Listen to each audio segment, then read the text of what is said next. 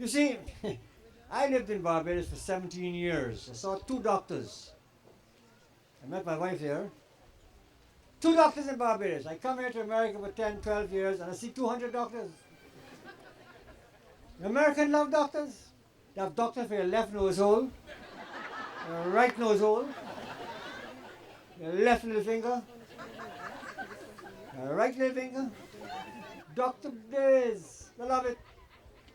So my wife said, being an American, and this is an important story. My American wife said, Ken, let's do the full checkup. A bloodologist. I go to a bloodologist. And the bloodologist tell me, he take a test and thing. He said, you have eosinophilia. Well, buddy, it take me 3 months to learn that. But the week after I got to another doctor, he says, what did the last doctor tell you? He said, I say, it begins with E, 7 syllables. He had to look up a big book like this, eosinophilia. And he gave me steroids. Steroids. Boy, I bulk up. About 2.5 pounds of sheer power. I like Barry Bonds. So, at the same time, by coincidence, my wife's sister, her job, she's a medical thing and thing, she's in a laboratory. Her job is to examine stool. That a person can choose that job out of the 5,000 million jobs they have in this world. Digging ditches, anything, cleaning, to examine stool. She said that eosinophilia is caused by parasites. Well, I come from Ghana and Barbados, so I must have got a lot of parasites. Well, parasites it is. I go to a parasitologist. He said, take this thing and bring back a thing. But it's very difficult and embarrassing, I can tell you. You're dismissed.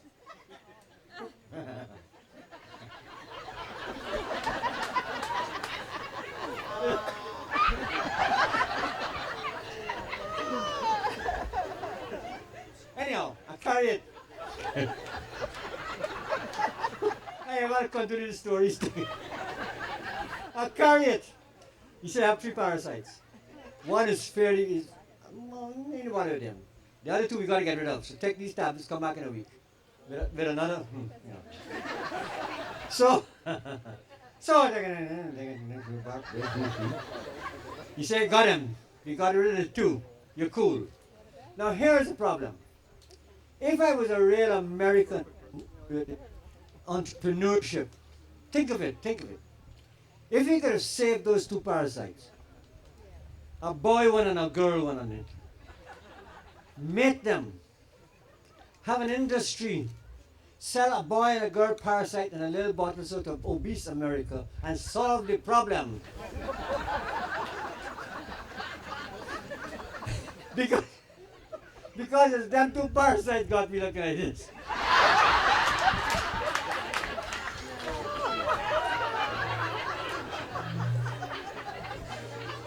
Come on. No, don't laugh. This is serious business. Yeah, my wife. So I married an American wife who's taller, smarter, heavier, harder, nice and everything. Well, as I tell you about medical, if I sneeze in the house, it's the emergency ward she's telling me to. So nowadays I sneeze and stuff. Taking chances, boy. Yeah, and there's all kinds of other situations with this mixed marriage thing. Personally, I think the solution to the world is intermarriage. Pass a law, you can't marry the same person next door. No, opposite. Chinese man, Indian. Norwegian, Mexican. Shorty, tallie. Mix them up, buddy. After about 2 generations, you're alright, you look alike. Don't want that diversity nonsense, you know. Okay, forget that. That's not the story, sir. That's a riff. In jazz, they call that a riff. The trouble is, man, I riff, I can't remember what the hell I was talking about. Yeah. Oh yes, it was a wife, the wife, the wife. Um, when I walked in with my wife, who was about 4 or 5 inches taller than me, I just walked tall, on my toes. So. And I tell her, Beth, stoop a little bit, no? What's you walking so? You know? Lancred. And I have the book on the toes bouncing. If I walk in on the beach with my wife, I on the high side. I don't. And all kinds of things happen. I go to a supermarket and at a checkout, and she goes and she putting the things there, and I ease past to try and to put the things in a bag. The lady says, "Excuse me, sir, you have to wait your turn." But here now, listen. We were going to a fair in Long Island. We're now living in North Carolina. We were in Long Island, New York. In Long Island, I was going to a fair with her. And when I walk in with her to a fair, I dress in young. Bob Marley and me on my shirt. My cap turned back. You know? And I'm walking tall boy. And as we reached the gate, I reached for my wallet to pay the $10. The man handed me a ticket, a piece of paper, waved me through. I said, how you go up? What am I to pay? What's this for? He said, senior citizens, we've got a free tea and a tapioca pudding. I'm vexed for this. I'm vexed. We last about 20 minutes before I begged let me get out of here, man. How the ass he knew I was a senior citizen? That is the question. You think it easy? But here. This is the real story. When we first went to America, she worked at the university. We had one car. I was doing nothing. I'm a storyteller. So I would drop her. I'd go back 4 o'clock early, so she knocks off at 5. Go to the gym and exercise. You wouldn't think so, but there I was. And then you go to a university gym and the 22 and 24-year-old guys pushing all kind of hang on.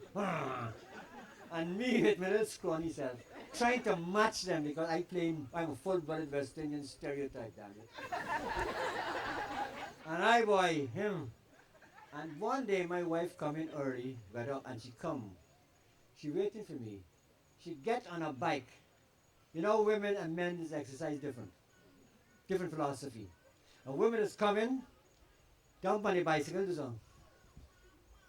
3 minutes later, they get on a way. And weigh. You won't lose 10 pounds like that. Men are more scientific. We know that when you pump iron, men is grunt. Women don't grunt when they men sweat. Men so either your man is and all that muscle and your bicep gets big, so we know from science that that's a blood transference from here to end of here. After a man pump iron, he cannot find it. He does not try to pee. Check it out.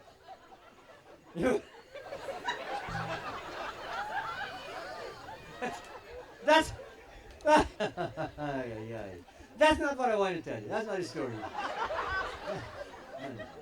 We're coming back to this story. Here's the worst part. Here's the worst part. One day she come early, and I dip up behind. She come up to me in the smallest gym, and she talk loud enough everybody could hear. She said, "Ken there, don't overdo it." Well, I feel bad enough, but that is not the real thing. 3 months later, I was there in the gym again. They had a fellow that I befriended. He said, "Ken, when you first come 3 months ago to this gym, you came with a tall white woman. Is she a nurse?"